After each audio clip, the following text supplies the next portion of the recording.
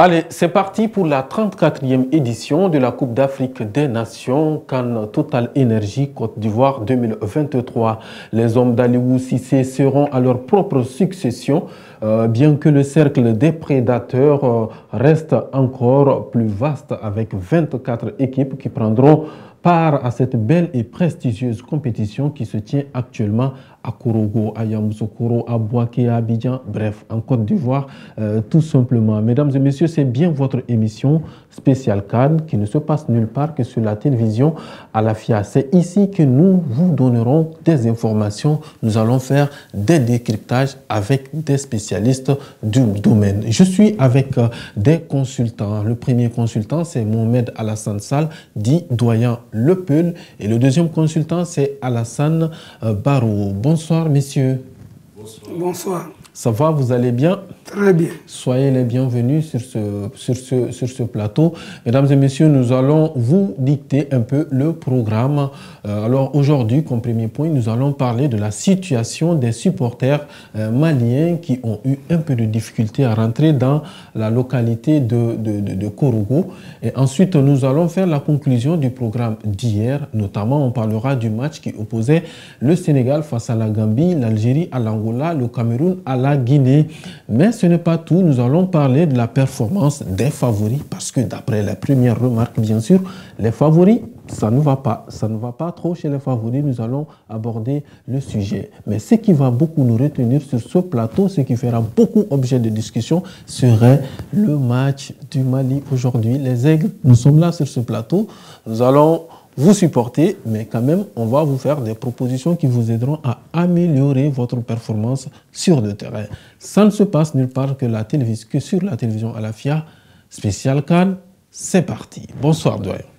Bonsoir. Vous allez bien? Je suis là. Bienvenue sur ce plateau. Alors, comme je le disais, le premier point du programme, on va parler du blocage des supporters qui essayaient de rentrer à Korogo.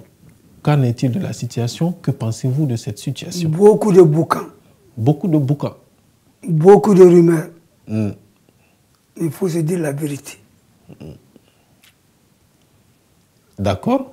Il y a le côté administratif, il y a le côté organisationnel qui a fait défaut au premier responsable des supporters des Aigles du Mali. Ok. Quand il vient à une CAN, chaque organisation se prépare. C'est vrai. Il y a eu la délégation ministérielle qui a fait 2 ou 3 fois Korogo. Pour des missions de prospection. Pour des missions de prospection et encore l'AJSM, notre association des jeunes sportifs du Mali, était dans la délégation. Nous avons suivi et nous avons cherché. Et l'AJSM n'a pas de problème, il loge à l'hôtel Prestige à Korogo. À Korogo. Donc au niveau des supporters, ce que j'aurais appris et j'ai demandé, ils devaient avoir leur village CAN à côté des départements pour faire loger les uns les autres. Il y avait un nombre qui a été annoncé déjà aux Ivoiriens. À leur grande surprise, 7 cars à la frontière de Kadjana, et que maintenant il faut trouver où les faire loger. Avec l'intervention du ministre de la Jeunesse et des Sports, qui a demandé à ceux qui débloquent la situation. Donc sur son instruction, ils ont envoyé des gendarmes sur les sites. Ils ont trouvé qu'au niveau de ces sites, il n'y avait ni de l'eau, ni d'électricité, moins de toilettes. Moins de toilettes. Ou les toilettes ne sont pas adaptées. Ne sont pas adaptées. Donc le gouvernement ivoirien n'a jamais été l'objet du blocage. Il dit que même tout à l'heure, si vous avez là où vous allez vous loger, vous serez logé, il n'y a aucun problème. Mais quand même, il faut contrôler. Dans le contrôle, il y a les carnets de vaccination. Tous les carnets qui n'ont pas été pris au niveau des grandes endémies, à côté de l'essor, ils les ont mis de côté. Et deux, il faut avoir la carte des supporters, le comité central des supporters des Aigles du Mali. Tout ça, c'est l'organisation. Oui. Donc, beaucoup de bouquins. Et je pense qu'aujourd'hui, le gouvernement du Mali est en train de tout mettre en œuvre pour débloquer la situation.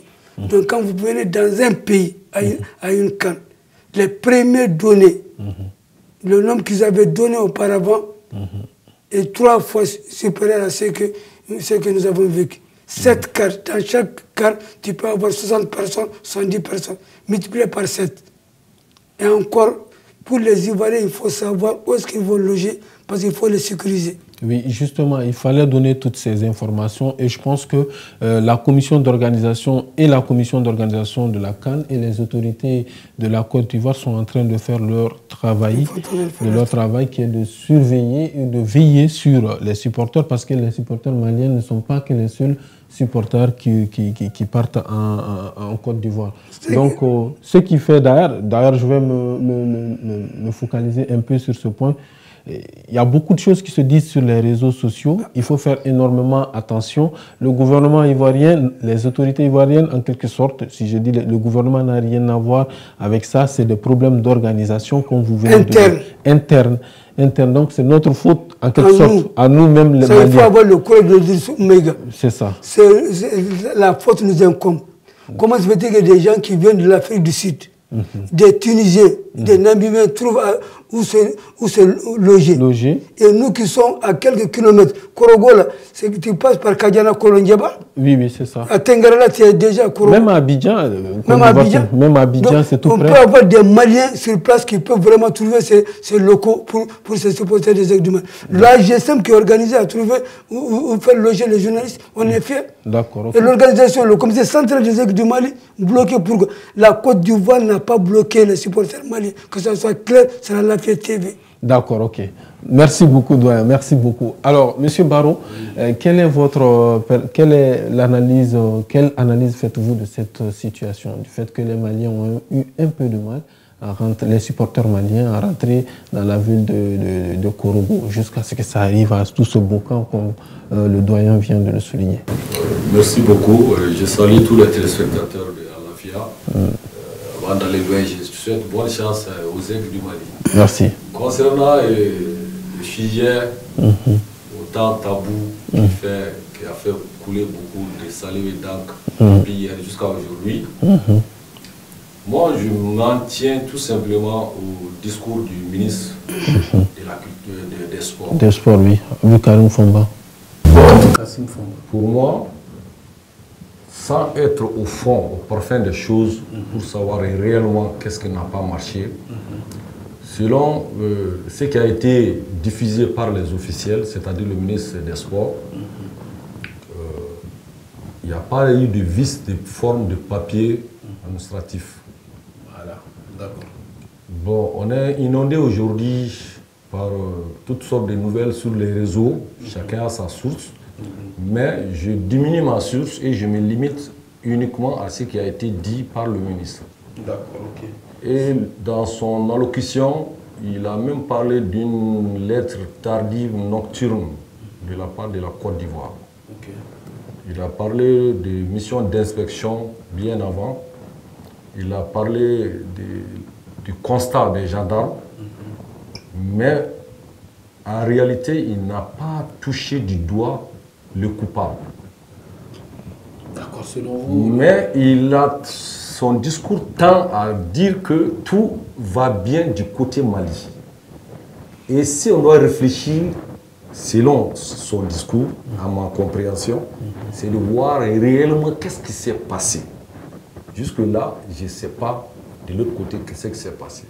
Mais en réalité, dans le même discours, il a dit que ça a été instruit à la délégation de retourner vers le Mali.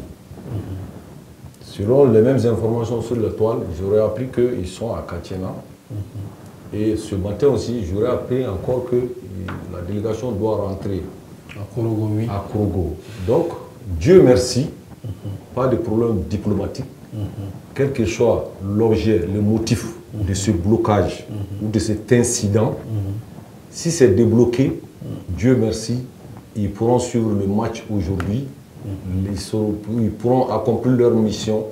Leur déplacement n'a pas autre but que d'aller supporter les aigles. Et les aigles font leur première apparition aujourd'hui face à l'Afrique du Sud. C'est très capital.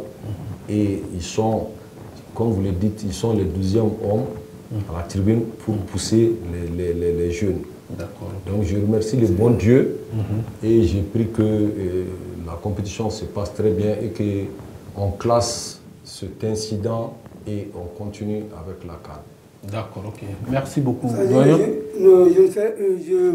Je veux un peu répondre à Baro, il n'a pas menti. D'accord. Mais du côté malien comme du côté ivoirien, le blocage, c'est uniquement où faire loger les supporters des Aigles du Mali. Le vrai blocage. Les gendarmes m'ont dit, si vous quittez ici, où est-ce que vous allez loger? Le ministre même l'a dit dans son discours. Il avait fait une vidéo là. Il a parlé là-dedans. Donc maintenant, le seul point, les Ivoiriens ont dit que même demain, tout à l'heure, si vous savez là où vous allez loger à Korogo, vous allez partir. Donc c'est pour dire que c'est une télé sérieuse, une télé suivie à travers le monde, à la FIA. Il n'y a eu pas de blocage parce qu'il y a ceci, cela. C'est uniquement pour le logement. Et ces mêmes précautions, le président de l'AGSM l'a dit ici. Tous les journalistes accrédités seront logés, ils sont au compte de l'AGSM. C'est la même chose au niveau des supporters, ils sont bien, parce qu'ils ont tout dans les cars et tout ça. Mais le surplus, 7 cars, c'est pour supporter les Aigles du Mali. Et nous souhaitons aujourd'hui toute la fatigue à la frontière, que ça soit vraiment couronné par la victoire des Aigles du Mali. D'accord, aussi c'est vrai. En tout cas, c'est tout. C'est tout, c'est le souhait. C'est tout. Les Maliens, on n'a peur de rien. D'accord. Gagner, chanter et danser, c'est l'essentiel. Voilà. Il n'y a pas de problème entre les deux pays. Voilà, comme vous l'avez si bien dit, Alafia, c'est une télévision suivie et très sérieuse. Nous allons profiter de ce plateau aussi pour dire à nos frères et sœurs maliens de faire beaucoup attention à ce qu'ils voient sur les réseaux sociaux. Ce n'est pas toute information qui est à diffuser, donc il faut faire énormément attention. Il n'y a rien entre notre pays frère, la Côte d'Ivoire et le Mali, si ce n'est la fraternité et la collaboration qui datent depuis très très longtemps. Ils ont essayé de copier le concept du Djatigé.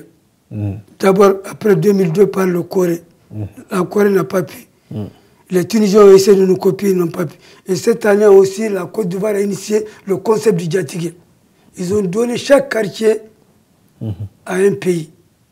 L'accueil que vous avez vu à l'aéroport de Korogo, ce n'est pas seulement les Maliens. Les Djatigés étaient là-dedans. C'est pour dire qu'il n'y a rien. En ramenant le trophée, on va chanter, danser. Mon souhait, c'est cet après-midi. C'est notre souhait à nous tous. Alors, comme je disais, on avait plusieurs points dans le programme. Et le deuxième point du programme, c'est de faire un peu la conclusion du programme d'hier, les matchs qui se sont joués hier.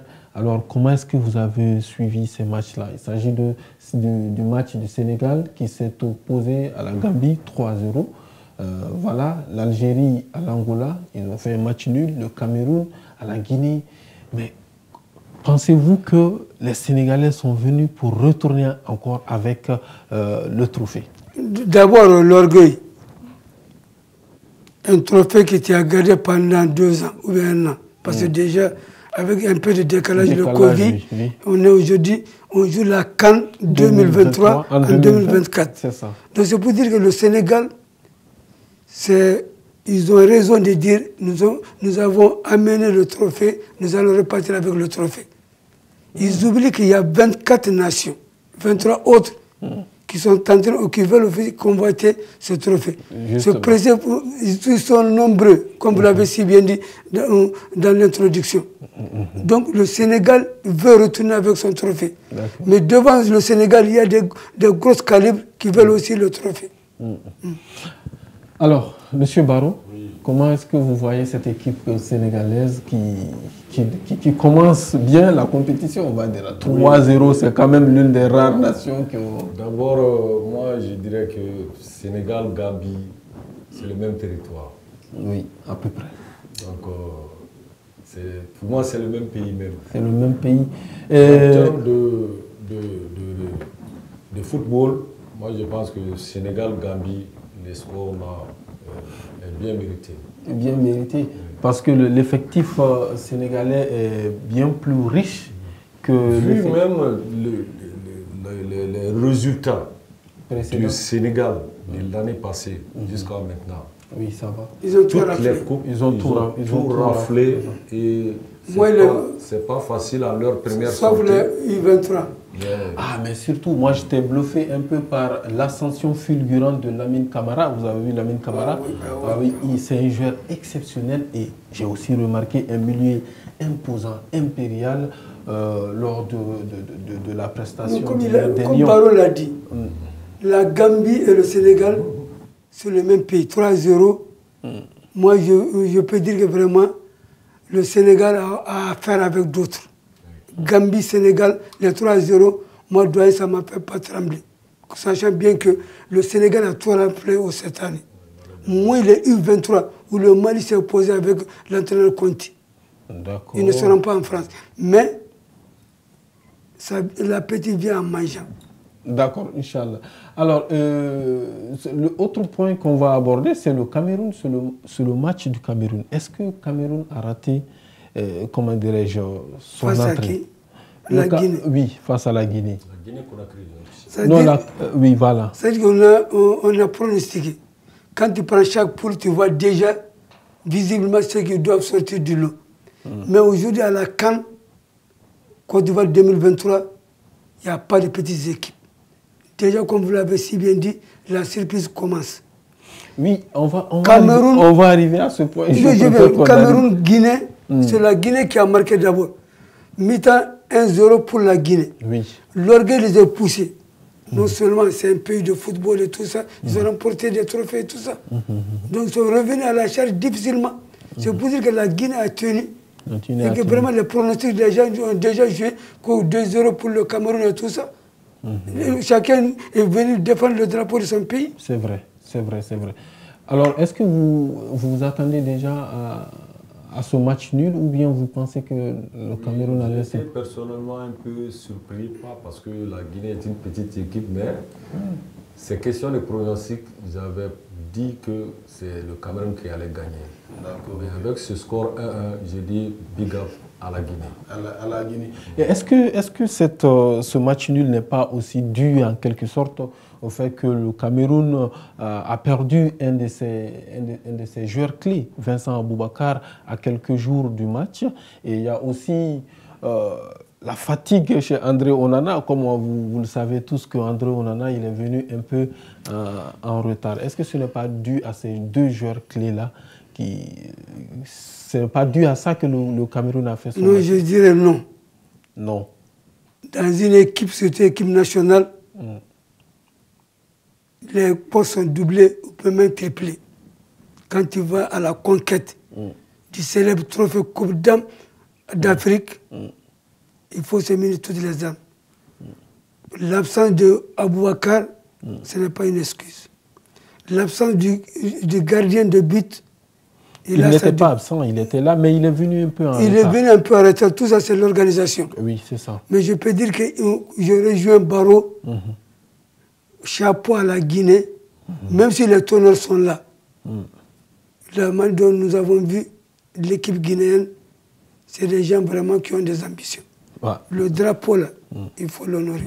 Big up à la Guinée et big up à l'Afrique aussi qui montre au monde entier désormais que le football n'est plus exact aussi en Afrique. Auparavant, ce n'est plus la mathématique pure. Auparavant, quand on vous dit l'affiche c'est Cameroun-Guinée, automatiquement on sait que... Oui, vous êtes la Guinée à terre. La Guinée ce n'est pas la même chose. Ce n'est pas la même chose. La renommée intérieure ne marche plus. Hein. Voilà. Et un certain point, un point aussi concernant l'affiche d'hier, c'est l'Algérie qui devait laver l'affront de l'année de la compétition précédente, mais qui n'arrive toujours pas, qui rentre en compétition avec un match nul face à l'Angola. L'Algérie, quand même, doit être parmi les favoris de cette compétition. Doyen, quelle est votre opinion sur ce point? Moi, je ne veux plus pronostiquer. Ah ouais? Parce que j'ai donné match gagné 1-0, 2-0 à l'Algérie. Mais ils sont tombés sur une grosse pointure. Les Angolais jouent le football anglophone. C'est comme le Nigeria. C'est des guerriers. Ils vont au charbon. La technicité, c'est le Maroc, l'Algérie et aujourd'hui, c'est une nouvelle génération que nous avons au Mali. Donc, mais quand le style change, il y a tout là-dedans. ils ont refusé à ce que l'Algérie joue son football technique, balle à terre. L'Angola a tout balancé. Donc il faut voir, quand tu as suivi le match, l'Angola n'a jamais accepté que la balle tombe en bas. Et que la technique, c'est les Algériens. Donc c'est comme ça. Donc je peux dire que je ne veux plus prononcer M. Mega dans cette CAN. Il n'y a pas de favori, il n'y a pas de perdant. Justement, c'est ce qui fait en fait notre prochain point. Et on va parler de la performance des favoris. Qu'est-ce qui ne va pas chez les favoris? L'Égypte ne s'est pas imposée, le Cameroun ne s'est pas imposé, l'Algérie ne s'est pas imposée, le Nigeria également ne s'est pas imposé. On avait beaucoup de favoris qui ne se sont pas imposés. Qu'est-ce qui ne va pas? Est-ce que le football a changé en Afrique? Qu'est-ce qui ne va pas? Monsieur Barre. Personnellement, j'ai dit les performances du Sénégal, c'est juste quelques mois. Mais il y a des grandes équipes en reconstitution, à la recherche de guest stars. Le Cameroun, c'est le non-Cameroun qui est grand. Mais l'équipe peut-être est en reconstitution.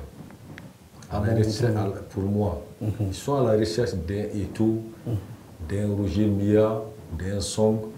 Pour le moment, ces colosses-là n'existent pas dans ces équipes. Ils sont en reconstitution, mais que ça va venir. Mais je pense que le Cameroun doit avoir des grands joueurs, comme je pense à Vincent Aboubakar, je pense à Choupo-Moting, celui qui n'a même pas été sélectionné cette fois-ci, mais qui joue les grands championnats. C'est un avis que j'ai. Ils sont grands, mais du standing d'Eto'o et des superstars. Voilà. Donc, des têtes d'affiche, on va dire. Exactement, des leaders. Aujourd'hui, qu'on se dise la vérité, favori sur papier, ça existe. La réalité du terrain compte. C'est-à-dire qu'on a fait ce classement en tant que... Tout bon journaliste est un observateur. Nous ne sommes pas des techniciens. D'après Demba Koulibaly, personne. D'accord. Favori sur le papier, la réalité c'est sur le terrain. Et ces équipes de seconde zone ont prouvé qu'il n'y a pas de favori devant eux. Leur qualification, ils l'ont arraché. Ça n'a pas été acheté. Et chaque nation ne voit que le drapeau de son pays.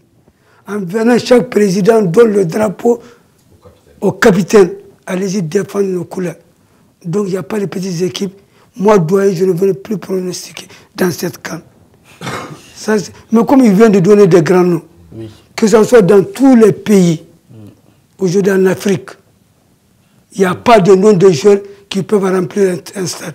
Le Mali a raté. Je ne dis pas qu'on n'aura pas la Coupe d'Afrique des Nations. Lorsqu'on a arrêté avec la génération de Mamadou Diarra Djilla, de Mamadou Mbagayogo, de Seydou Keïta, le capitaine Soumaïla Koulibaly. Ça, c'est une génération qui pouvait facilement donner une coupe au Mali. Les Bassala, le président Oumar Kanouté. Le stade du 26 mars, aujourd'hui, fait un constat seulement, mon cadet Oumega. C'est un nom rempli sur le stade du 26 mars. Oui, c'est vrai, c'est vrai. Depuis à 14h, ils prennent d'assaut le stade du 26 mars. Mais aujourd'hui, que ce soit au Mali, que ce soit ailleurs, on n'a pas les Roger Milla, on n'a pas les Eto'o. C'est vrai. On n'a pas les Araba Madja.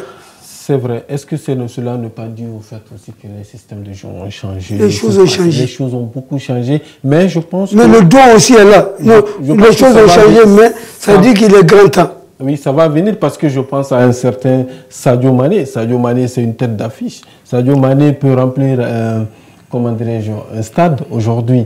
Comme Mohamed Salah. Comme Mohamed Salah. Je pense comme Riyad Mahrez aussi. Comme Riyad, c'est des joueurs qui jouent le haut niveau. C'est des superstars même en Europe. Donc, je pense à... Chez toi, pour remplir le stade, si Eric Séguissel, comme on n'est pas arrivé au Mali, fait confiance à cette nouvelle génération. Ils vont aller à l'école de Seydou et autres, malgré qu'on n'a pas remporté de coupe. D'accord, ok. Maintenant, je n'avais même pas ajouté le Ghana. Le Ghana aussi qui rentre en compétition avec une avec 4 trous. Je dis que la renommée antérieure, si on voit Cap-Vert, le Cap-Vert, c'est des Portugais. Peut-être Barreau va ajouter. Et que vraiment, ils ont été colonisés par le Portugais, par le Portugal.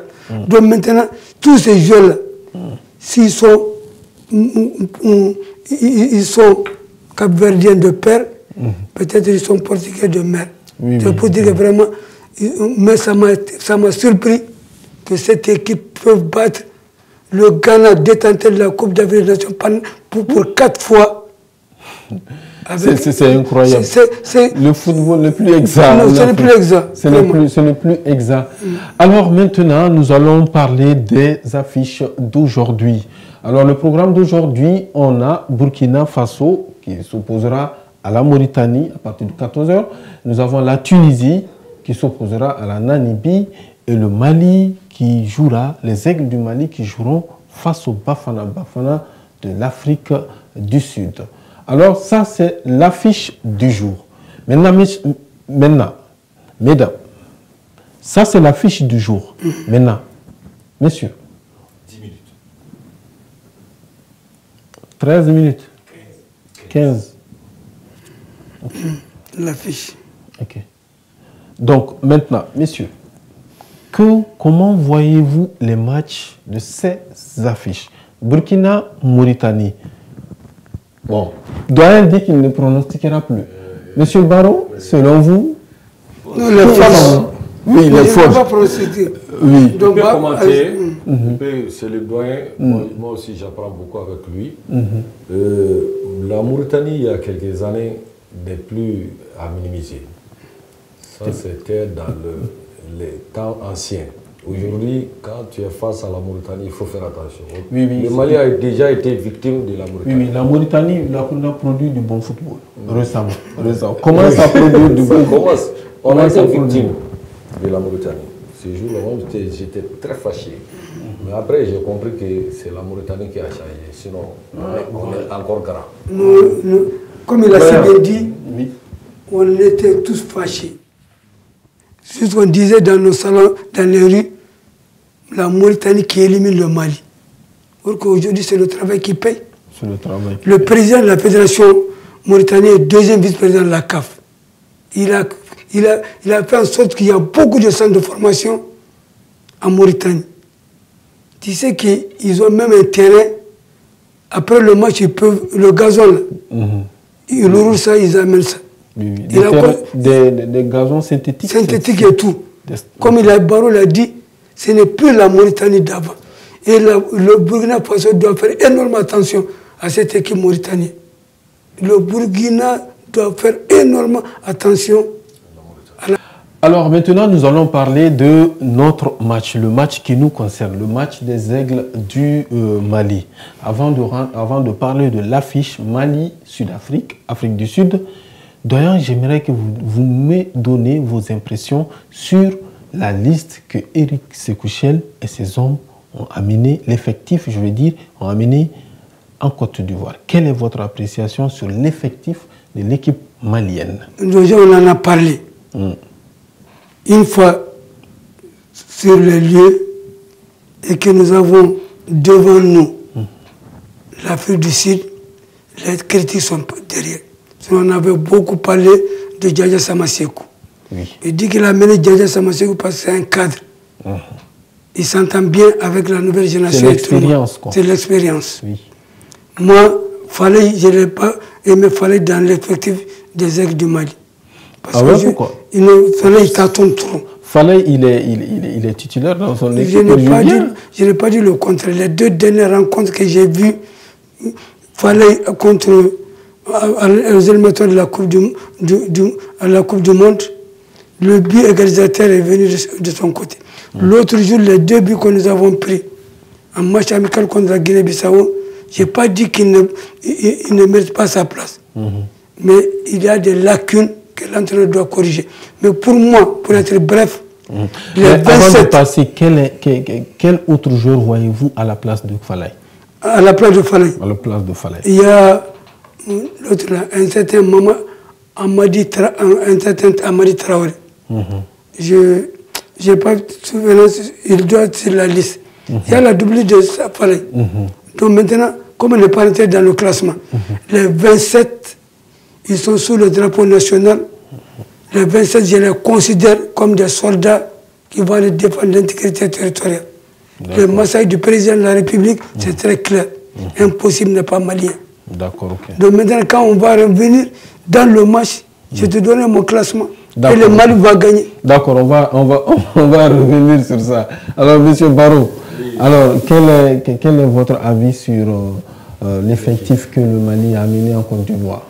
Bon, je dirais que l'entraîneur a des problèmes parce que c'est un pléthore de talents. Ok. Il y a beaucoup de Il est temps qu'il fasse une équipe. Qu'on sorte de essayer là. J'aimerais désormais qu'il ait une équipe. Une équipe qui sait jouer ensemble. Exactement. L'automatisme vient dans ce cas, ils vont s'adapter.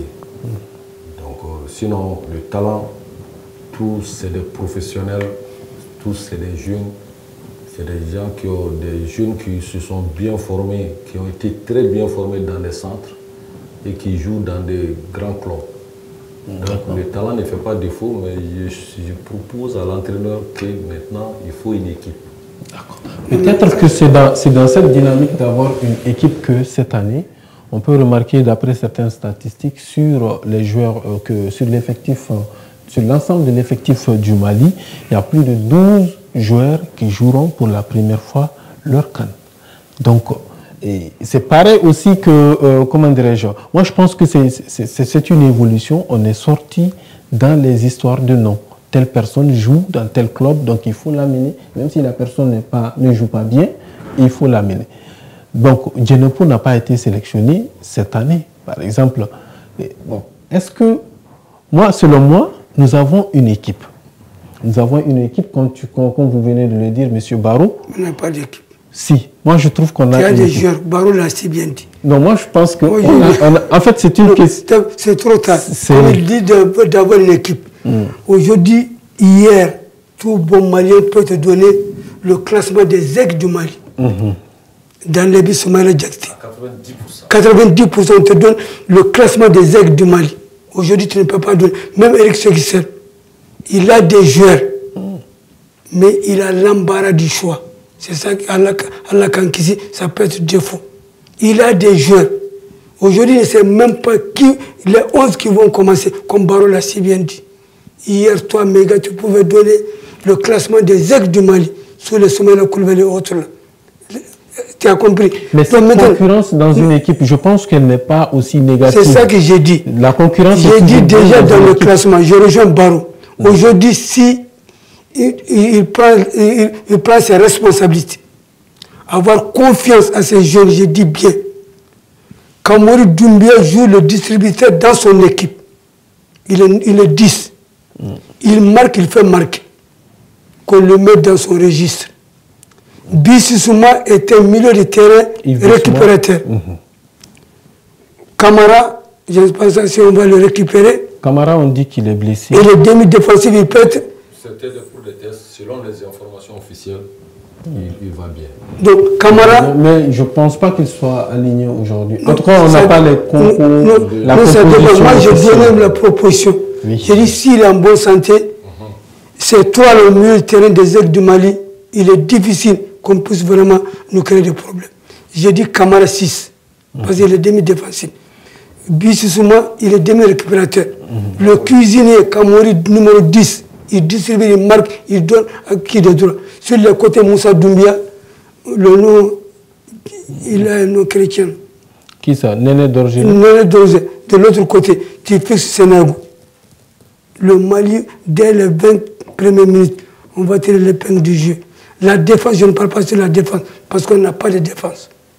Et le gardien à qui j'ai confiance, c'est Djigui Diarra. Bien sûr, il y a quand même le Capi Amari qui est dans la défense. Non, j'ai dit Amari, son poste là, s'il est blessé, tous les postes sont triplés à l'équipe nationale du Mali. Oui, mais quand même, quand vous avez dit que vous ne vous prononcerez pas sur la défense. Sur la défense, parce que la défense n'est pas bonne. Je connais. Ces derniers temps, ça ne va pas. La plaie de l'équipe nationale du Mali, il faut le dire, nous sommes dans le studio à la FIA. La défense du Mali, je ne vais jamais prononcer. Il n'y a que 2 éléments clés qui ont de l'expérience. Il y a Mamadou Fofana, Nouzo, et le capitaine Amari. Maintenant qu'on donne la chance à ces jeunes d'aller au charbon. Toutes les équipes sont en reconstruction. Mais Eric Sexel a du mal à trouver les 11 rentrants. Mais il a à ses côtés, Samasekou qui est à ses côtés. Voilà, et si on parle un peu de cette affiche entre les Aigles du Mali et l'Afrique du Sud, et les Bafana Bafana de l'Afrique du Sud, Monsieur Barrow, est-ce que c'est un match classique, c'est un derby, c'est un grand match auquel il peut y avoir des surprises, ou bien l'Afrique du Sud n'est pas au top niveau? Il ne faut pas minimiser un adversaire. Ça, c'est ma philosophie. Et ce que le doyen dit, quand la défense est poreuse, il serait mieux dans ce cas que l'entraîneur joue avec 5-3-2. Ça peut résoudre un peu. 5-3-2. Dans ce cas, on ne va pas marquer. Bon, il dit qu'il y a des génies devant, mais c'est l'arrière qui n'est pas. Non, je pense que c'est un système qui joue beaucoup sur la fatigue. Ça, c'est juste ma solution. Oui, c'est votre solution pour le doyen. Vous avez peur d'encaisser des buts, c'est ça. Et par rapport à l'Afrique du Sud, ma philosophie, c'est que je ne minimise jamais un adversaire. C'est vrai, c'est vrai. Tous les adversaires sont à prendre au sérieux. Sauf que, quel que soit l'état de l'Afrique du Sud, j'ai pris que les dieux du football saisissent l'Afrique du Sud et que le Mali soit le vainqueur de ce match-là. C'est notre rentrée. Amen. Amen. On dit amen. On dit amen. Amen. C'est ce que nous souhaitons, c'est notre souhait. Mais nous souhaitons aussi voir du bon jeu. Nous souhaitons aussi mériter cette victoire que nous voulons. C'est très important aussi pour le mental des joueurs. C'est bon aussi pour nous autres supporters. Non, comme vous l'avez si bien dit, Barrow a tout dit. C'est-à-dire qu'il n'y a pas de grandes équipes, il n'y a pas de petites équipes. Moi, après le scénario Ghana, Cap-Vert, vraiment, je ne veux pas. Je ne veux pas naviguer. Mais cette rencontre de cet après-midi, les Aigles de Mali et les Maliens, ça ne serait pas un match facile. D'accord. Mais ça ne serait pas un match facile, mais de tout le temps. L'entrée en matière de l'équipe nationale du Mali, on ne prend jamais le carreau. Et je souhaiterais que la tradition soit respectée. On n'a jamais perdu l'entrée en matière dans l'équipe africaine. D'accord. Et que les 3 points là. Ok, si c'est une bonne philosophie, le Mali gagne toujours les premiers matchs. Espérons que cette mentalité ou cette philosophie aussi va continuer. On va gagner. Alors, M. Barrow, un dernier mot pour les Aigles du Mali. Mot de prière, de bénédiction, d'espoir, c'est tout un peuple. J'ai payé ça 30 000 et quelques. C'est ma participation. Et le reste, par amour, le drapeau vert, jaune, rouge. Je suis à Bamako, je ne suis pas à Congo, mais j'ai le stress pour cette équipe. Et je prie le bon Dieu que la nation malienne ce soir soit très très contente et que ce soit la victoire totale. Merci beaucoup. Merci beaucoup. Doyen. C'est-à-dire qu'en toute honnêteté, si l'entraîneur prend ses responsabilités, cette émission est suivie de tout le monde. Tout le monde. Nous ne sommes pas des techniciens, des entraîneurs, mais nous sommes des observateurs. Oui. Je rejoins Barrow. Si l'entraîneur prend son courage à deux mains et qu'il a confiance à cette nouvelle génération, renforcer de certains cadres, le Mali ne tremblerait pas devant l'Afrique du Sud ce soir. Et nous allons chanter, danser de Kaya Kidal, s'il plaît à Dieu. Est-ce que vous connaissez un peu la spécialité de cette équipe sud-africaine? C'est que la plupart des joueurs, sinon jusqu'à 70, jusqu'à 80% des joueurs jouent le championnat local. Ils se connaissent. Ils se connaissent. Ils savent où se trouver. Donc, est-ce que vous l'avez bien dit, d'accord, il ne faut pas minimiser un adversaire, mais il faut davantage faire attention à cette équipe sud-africaine. Mais gars, nous, sur la conclusion, nous avons fait parler notre cœur. Et l'esprit, on l'a mis de côté, parce que les 3 bandes du drapeau national sont très importantes. Mais ce que vous venez de dire, Ils jouent le championnat angolais. C'est comme le match que nous... Sud-Africain. C'est comme ce que nous avons suivi hier, Angola contre... Angola-Cameroun. Angola-Algérie. Algérie, disons. Donc maintenant, nous avons une équipe technique qui joue à terre. Et les Sud-Africains vont jouer le football anglophone, le style direct. Du milieu du terrain, ils cherchent les ailes. Du milieu du terrain, ils cherchent à percer. Mais des balles en l'air. Donc ils jouent en l'air. Ça, c'est le football direct anglophone. Donc tant qu'on joue à terre, nous trouverons la solution. Mais tout dépend du classement de l'entraîneur. Et j'espère que vraiment nous allons chanter, danser et nous allons trouver l'équation pour battre ces Sud-Africains. Malgré que le président de la CAF est sud-africain, le Malien ne trempe pas devant quelqu'un. Inch'Allah. Et c'est sur ces mots du doyen que nous allons fermer cette émission. Comme vous l'avez si bien dit, tout dépend de la volonté et ce que l'entraîneur va nous proposer. Et tout dépendra également de la volonté, le sentiment patriotique des joueurs aussi qui sont sur le terrain. Parce que l'entraîneur peut donner des instructions, mais le reste, ça vous revient. Le cœur, ça vous revient. Force à vous, les Aigles du Mali. Sachez que c'est toute une nation qui est derrière vous, ici, au pays. Bien sûr que d'autres personnes, d'autres supporters sont en Côte d'Ivoire, mais nous sommes restés pour vous soutenir. Nous sommes avec vous pour aujourd'hui jusqu'à la finale. Mesdames et messieurs, c'est bien la télévision Alafia. Merci d'avoir suivi cette émission spéciale CAN et nous vous informons que ce plateau ne sera pas le dernier. Nous allons continuer durant toute cette belle et prestigieuse compétition de la CAN. Bonne soirée, bonne suite de programmes sur la télévision Alafia. À très bientôt.